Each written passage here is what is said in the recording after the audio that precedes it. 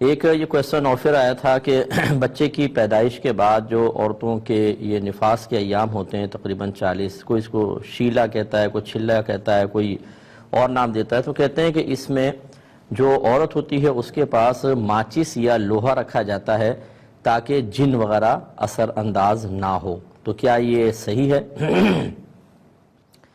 دیکھیں، چیزوں کے وجود کی یا ان کے بارے میں نظریہ رکھنے کی دو صورتیں ہوتی ہیں۔ ایک تو یہ کہ باقاعدہ قرآن یا حدیث میں کسی چیز کا بیان آتا ہے اور اس کے مطابق ایک ذہن بنتا ہے، پھر ہم کوئی عمل کرتے ہیں۔ یہاں ایسا تو نہیں ہے کہ قرآن یا حدیث نے کوئی تعلیم دی ہو کہ یہ چیزیں رکھیں تو جن نہیں آئیں گے۔ اور ایک ہوتا ہے کہ ہمارے درمیان خاندان کے اندر چیزیں معروف ہو جاتی ہیں۔ اب وہ معروف شدہ چیزیں بھی دو ہوتی ہیں، یا تو نصوص قرآنیہ یا حدیث کے خلاف ہوتی ہیں، ان پر عمل کرنا حرام اور گناہ کبیرہ ہے۔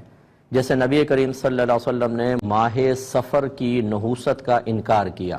یہ اس زمانے میں کفار میں رائج تھا۔ نبی کریم نے فرمایا ولا سفر، یہ سفر کوئی چیز نہیں ہے، یہ عام مہینوں کی طرح ہی ہوتا ہے۔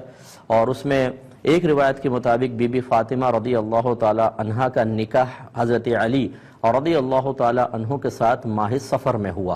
لیکن ہمارے خاندانوں میں کیا مشہور ہوتا ہے کہ ماہ سفر ایک نحوست کا مہینہ ہے، آسمان سے بلائیں نازل ہوتی ہیں۔ ہمارے اطراف میں کئی خاندانوں میں یہ لفظ مشہور ہے، یہ خالی کا مہینہ ہے، یعنی اس میں نکاح نہیں ہوگا، جو نکاح ہوگا تو آفات آئیں گی۔ باقی 11 مہینوں میں ہوتے ہیں، اس میں نہ طلاقیں ہوں گی، نہ جھگڑے ہوں گے، نہ پھڈا ہوگا، نہ کچھ ہوگا۔ اس ایک مہینے میں ساری بلائیں آئیں گی۔ تو وہ اور پھر وہ سورہ مزمل آٹے کی گولیوں میں پڑھ کے مچھلیوں کو کھلانا ہی ہے۔ اب یہ چونکہ نص حدیث کے خلاف ہے، مضمون حدیث کے خلاف ہے، ان چیزوں کا اعتقاد رکھنا گناہ ہوگا۔ اور دوسرے ہمارے گھر میں معروف وہ چیزیں ہوتی ہیں کہ جو قرآن و حدیث کے براہ راست خلاف نہیں ہیں، اور نہ ان کا کوئی ایسا کوئی مضمون ہے کہ جو ان سے ٹکراتا ہو۔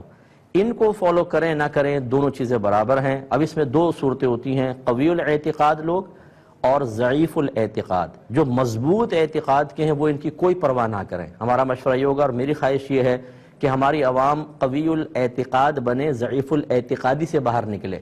تو جب قرآن یا حدیث نے چیزیں بیان نہیں فرمائیں تو کیا ضرورت ہے پھر آپ کو یہ گھبرانے کی، جیسے سورج گرہن میں عورت لوہے کو ہاتھ نہ لگائے ورنہ بچے میں ڈیفیکٹ پیدا ہو جائے گا۔ اگرچہ قرآن حدیث اس کے بارے میں کچھ نہیں کہتے، لیکن یہ نظریہ بیکار قسم کا ہے، اس کو فالو نہ کریں اچھا ہے۔ ایسے ہی ہے جن، یعنی ماچس کو دیکھ کے چلا جائے گا، لوہے کو دیکھ کے چلا جائے گا، ورنہ تو آ جائے گا۔ تو ویسے بھی تو ماچس گھر کے اندر ہوتی ہے، لوہا گھر میں ہوتا ہے۔ تو اتنا نظریہ اپنا پکا رکھیں کہ پھر عورت کے پاس ہونے کی وجہ سے جب جن نہیں آ رہا تو گھر میں رکھ لیں، جن نہیں آئے گا۔ تو جس گھر میں ماچس ہے اس میں جن نہیں آنا چاہیے۔ لیکن پھر آپ عاملین کے پاس جاتے ہیں اور جو خراب قسم کے عاملین ہوتے ہیں فوراً آپ کو کہتے ہیں آپ پہ اثرات ہیں، گھر میں جنات ہیں، کیوں بلیو کر لیتے ہیں؟ تو اس کا قوی الاعتقاد لوگ اس کا اعتبار نہ کریں۔